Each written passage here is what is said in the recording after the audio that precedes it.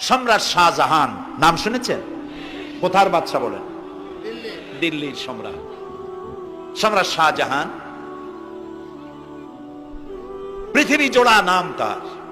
কবি বলছেন, শাহনে জাহাं को जिन्हें फख्र से देते थे बाज, वाज कब्र में है सूरह अलहम्दु की मोहताज।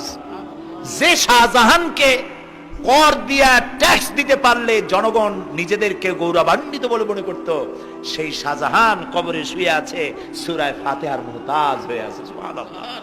যদি কেউ আমার কবরের কাছ থেকে হাইটে যাইতো আর একটু সূরা ইখলাস পড়ে সবরেসানি করতে, আমি কিছু পাইতাম। আহারে, এই এতিম ফকির হয়ে শুয়ে আছে। এক ফকির দিল্লি ঘুরতেছে। একজন বলছে, ভাই তোমারে তো খয়রাত করে দেখতেছি আমি সেই ছোটবেলা থেকে, খালি তুমি খয়রাত করো। একটা জিনিস আপনারা মনে রাখবেন, গরিব, আজকে যারা গরিব পরিশ্রমের মধ্য দিয়ে কালকে তারা ধনী হতে পারে, কিন্তু যারা ভিক্ষুক, যারা ভিক্ষা করে, জিন্দেগিতে কোনোদিন তারা বড় হতে পারবে না। ভিক্ষা করা যাদের অভ্যাস, জীবনেও বাড়ি করতে পারবে না, জীবনেও ধনী হইতে পারবে না, কিন্তু গরিব ধনী হইতে পারবে। কারণ হলো আল্লাহর কাছে দুইটা বৈধ জিনিস অত্যন্ত ঘৃণিত। কয়টা? একটা হলো তালাক, আর একটা হলো ভিক্ষাবৃত্তি, মানুষের কাছে চাওয়া। আল্লাহ পছন্দ করেন না। তো ভিক্ষুক ঘুরতেছে, একটা লোক বলল, মিয়া তোমার তো সারা জীবনই খরচ করতে দেখি। খরচ করবো না, করবো কি? যার কাছে যাই সে দেয় 4 আনা 2 আনা 1 টাকা, এর বেশি তো দেয় না। তাই দিয়ে আমি কেমনে বড় লোক হবো? কয়েছে তুমি বাদশারের চোখে দেখো না, বাদশারের চোখে দেখো না। বাদশার কাছে কি আমার মতো লোক যাইতে পারে নাকি? কল না, যাইতে হবে, যাও। বাদশা একবার যাবা, এমন দেওয়া দেবে জীবনে আর তোমার খরচ করা লাগবে না। পাতি শিয়ালের পিছনে ঘুরে তো লাভ নাই। পাতি শিয়ালে খায় মুরগি, তোমার একটা ঠ্যাং দেবে, দাঁতের খেলালের কাজ হবে না। বাঘের পিছনে ঘোরো, বাঘে খায় গরু আর হরিণ, একটা রান দিলে তুমি 1 সপ্তাহ খাইতে পারবে। কাজে ঘুরতে গিয়েও বোঝা উচিত কার সাথে ঘুরি। তো বলছে বাদশার কাছে যাও। তো বাদশারে পাবো কই? কই তো দেখলাম কেবল মসজিদে ঢুকলো। তারপরে ফকির গিয়ে দাঁড়ায় আছে বারান্দায়, দেখে যে উনি বাদশা ভেতরে বসে হাত তুলে আছে ভাবে, আর চোখ দিয়ে পানি পড়ে দাড়ি ভিজে ভিজে পড়তেছে।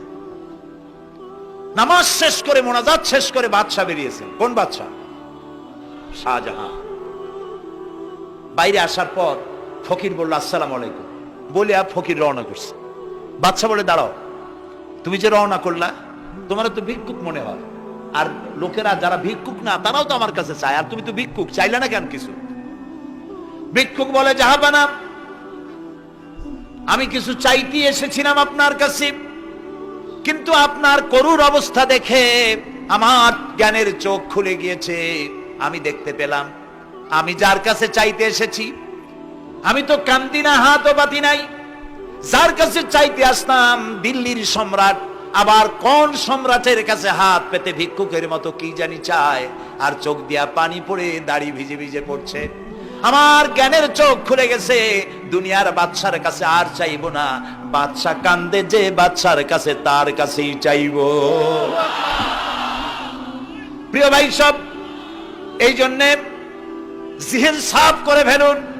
দুনিয়ার কোন মানুষের জন্য, মানুষের কাছে নয়, কোন কবরে নয়, কোন কারো কাছে নয়, আল্লাহ তাআলার কাছেই আমরা নামাজের মধ্যে ঘোষণা করেছি, ইয়াকা না'বুদু ওয়া ইয়াকা নাস্তাঈন। আল্লাহ তাআলা, তোমার একমাত্র ইবাদত করি, তোমার কাছেই সাহায্য চাই। কাজে সাহায্য আল্লাহর কাছে। কার কাছে চাইবো বলে? আল্লাহ আমাদের ঈমান পোক্ত করে দিন। আমরা বলি আমিন, আমরা বলি আমিন। অসুখ বিসুখ হইলে পরে ধৈর্য ধরবেন। অনেক মানুষ আছে জ্বর হইলে কয় যে এত নামাজ পড়ি খালি জ্বর আমারই হয়, এত রোজা রাখি, ভালো ভালো কাম করি, আমার ছেলের অসুখ মোটে সারি না। এই জাতীয় কথা বলবেন না। মুমিনের পায়ে যদি কাঁটাও ফোটে, সওয়াব থেকে খালি নাই। ধৈর্য ধরতে হবে। কাঁটা ফুটছে, বলেন ইন্না লিল্লাহ। আজাবান লিল মুমিন, মুমিনের জন্য বড়ই আশ্চর্য ব্যাপার, বিপদ হইলেও শুকর আদায় করে, আর সুখে থাকলেও শুকর আদায় করে। সুবহানাল্লাহ বিহামদিহি। বিপদ আসলে সে বলে ইন্না লিল্লাহি, বলেন ইন্না লিল্লাহি ওয়া ইন্না ইলাইহি রাজিউন। আর যখন শান্তি আসে বলে আলহামদুলিল্লাহ। দুই অবস্থায় তার জন্য নিয়ামত আল্লাহর তরফ থেকে সে পায়, আলহামদুলিল্লাহ। প্রিয় ভাই সব, তো আল্লাহর উপর ঈমান আনার জন্য কয়টা শর্ত বলছিলাম?